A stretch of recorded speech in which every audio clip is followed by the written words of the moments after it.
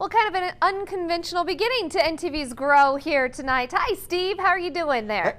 Hey, Marilyn. It is a little unconventional, but this is our year-end show, so we wanted to both be here to talk about the big stories in Nebraska agriculture. And big stories and even great features. I tell you what, we've done a lot over the years, and there's so much to highlight. Yeah, I mean, we've been at State Fair, Husker Harvest Days, Cattlemen's Classic. We're going to look back at a lot of our favorite moments from the last year. So get ready to grow. Don't call it a crisis, but we close the year with farm income down, grain prices remaining low, and livestock markets are slumping. And as we look at the top stories in agriculture, the economy is number one. It's a fun time, but it's a lot of hard work. You just know that you've hopefully had a successful year put behind you. John Dvorak harvests corn with a friend. The scene that played out this harvest was tough, delivering corn to the local elevator where they were paying less than the cost of production. There will probably be some more sales of, farmers selling out because they can't make it. But then again, they're also fairly well healed from the past uptick in the market in the past few years. So we asked the experts, is this the new normal? I think there will be times of plenty, and I think there will be times of shortage. I think basically this is going to test a farmer's ability to manage the risk through the down times in order to participate in the good times that will come. The University of Nebraska says farm income is down about 50% from a year ago. That's being felt in communities like Grand Island, where Case IH was forced to lay off employees who build combines, and other contractors like Chief Fabrication had to do the same. When times were good, many farmers invested in new technology. Now they're hoping that makes them more efficient, allowing them to squeeze a few more cents out. We've had a chance to invest in some of that equipment. Now crops are low value, and so we're going to use it to maximize our economic return on those things. We got to squeeze every last little bit of margin out of that to stay in business. The outlook remains bleak. Grain prices will likely stick around for a while, and livestock markets have softened. But as farmers do, they grow a crop, raise livestock, and they get back to work. Hopefully things will turn around for next year, and we're always the eternal optimists, so hopefully next year it's good prices and good crops both. Livestock could be the key to growing our economy, but many have a beef with feedlots and hog barns. Not in my backyard, what you often hear. Some are trying to move past that. NTV's Grow co-host Steve White has a look at another one of the big stories in Nebraska agriculture. But I still think cow stinks no matter how you dispose of it. No manure in my backyard. There are 38 families. That was the argument that shut down plans for a livestock truck washout in Hall County. The same county also told a cattleman to thin his herd because he was violating zoning. Debates like this can get messy. And that's what we're trying to deal with, is deal with some of that emotional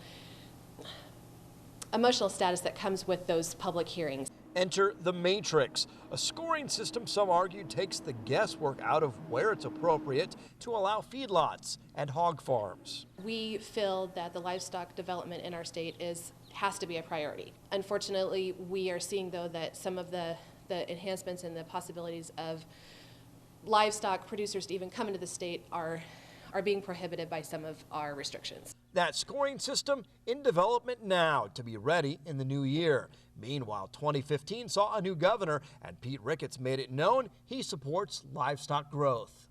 He understands who we are, what we do, and why we do it. 6 counties designated livestock friendly, one of the biggest years for that voluntary program.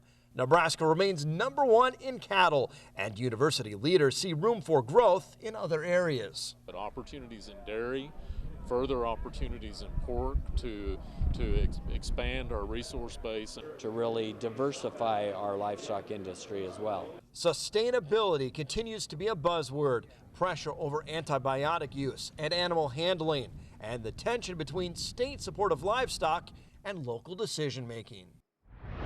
Nebraska agriculture made the front page of the New York Times this year with a report outlining concerns at the Meat Animal Research Center near Clay Center. Here's a look back at a story that aired here on Grow this past March. abusing animals in the name of profit. That's what the New York Times reports has been quietly happening the last half century at MARC, the U.S. Meat Animal Research Center. The Times reports cattle are bred to give birth to twins, resulting in deformities and death, while defenseless sheep are left to die. NTV visited the center during its 50th anniversary in 2014, where the director called it the largest cattle research center in the world. Dr. John Pollock said they've helped popularize cattle breeds like Simmental, Charolais, and Limousin, and told us the center's work has helped ranchers do things better. Our knowledge base is growing rapidly, and we're adding to it this concept now of having the production be sustainable from both a social, environmental, and economic component, which is bringing light to what producers have been doing for years anyway. Groups like the Humane Society of the United States call the center near Clay Center a house of horrors, with too much influence by what it calls factory farming. Now an independent panel has weighed in and finds no evidence of animal mistreatment. Secretary of Agriculture Tom Vilsack does call for more oversight, something research partners at the University of Nebraska agree with. We certainly support those recommendations and would welcome any recommendations for how improved clarity and strengthened oversight could enhance our collaborations with USDA. The university has around 100 staff members at the center. University leaders stand by their work. So a lot of value that comes out of the center, and our experience is that the people there care a lot for the animals. On his blog, the university's Dean of Agriculture calls the New York Times report more opinion than fact. Also, NTV reached out to an Iowa cattleman on a focus group at MARC. Dave Nichols calls the article a hit piece. He says the report focuses on anomalies and lacks an understanding of agriculture. Wayne Picelli of HSUS calls it torture and says USDA needs to stop funding it, saying it's like giving government money to tobacco companies to make better cigarettes. The independent report finds the center does use best industry practices in many areas, and while animals are well cared for, needs better policies and more accountability. It's a story we will continue to track into the new year. While agriculture in the classroom, the growth of FFA and ag education programs, one of the other big stories of 2015. Harvesting corn as a class, or raising cattle with scholarship money. A record number of Nebraska kids are involved in FFA. In fact, there's 13 new schools that have picked up agricultural education and FFA chapters starting this school year this fall. With the new chapter growth that we've had the last 5 years, 40 new chapters. It's unbelievable, isn't it? Amazing. Schools in Omaha and Kearney are among those adding programs. The challenge, finding teachers. Unfortunately, there were 3 schools who wanted to add ag education programs on top of the 13 who couldn't find them this year. They're recruiting from other states and offering scholarships, but still they're competing with industry who wants to hire these teaching candidates. I am actually an ag ed major with the teaching option behind it, studying that at the university.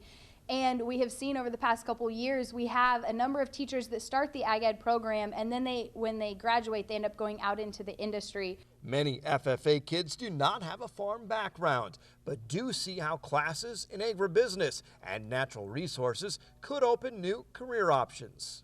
It's a really good opportunity for us, especially those who might be undecided, to evaluate and narrow down the career fields in agriculture that are really needed as the world continues to grow. And 5 months before this school year is done, several schools are already advertising to fill their open positions. The ag industry is strong, and that means that communities and people across the state of Nebraska say we want our students and our children to be prepared and interested in these great career opportunities. Number one issue in farm politics right now, property taxes, and that'll continue to dominate discussion next year, but also regulation like Waters of the U.S. concern. And Steve White has more now. There's no doubt about it. Your biggest concern in the political world, taxes. Not really made a lot of progress, and so 2016 legislative session will certainly be a year where property tax will be a priority for us. It's a short session, so it's not going to be easy. In Washington, farmers joined with other industries opposing the EPA on its clean water rule, Waters of the U.S. Regulatory overreach needs to be the biggest issue we tackle right now. And when you listen to farmers and ranchers here in Kearney and further west, that's absolutely what you hear. Washington also got an earful from corn farmers, upset the EPA was scaling back ethanol goals. To be messing with it at this point does not make any sense. By year's end, the number was higher than expected, but lower than Congress put in the law. Another big issue, country of origin labeling. Congress acted to repeal the mandatory program to avoid billions in penalties from Canada. And speaking of trade, Congress gave the president fast-track authority to negotiate more trade deals. We want to have markets all around the world to sell our products. U.S. Trade Ambassador Darcy Vetter, herself a product of a Central Nebraska farm, was instrumental in negotiating TPP, the Asian trade deal that goes to Congress in the new year. Agriculture and the University of Nebraska's mission. We'll talk with NU President Hank Bounds about his first year next.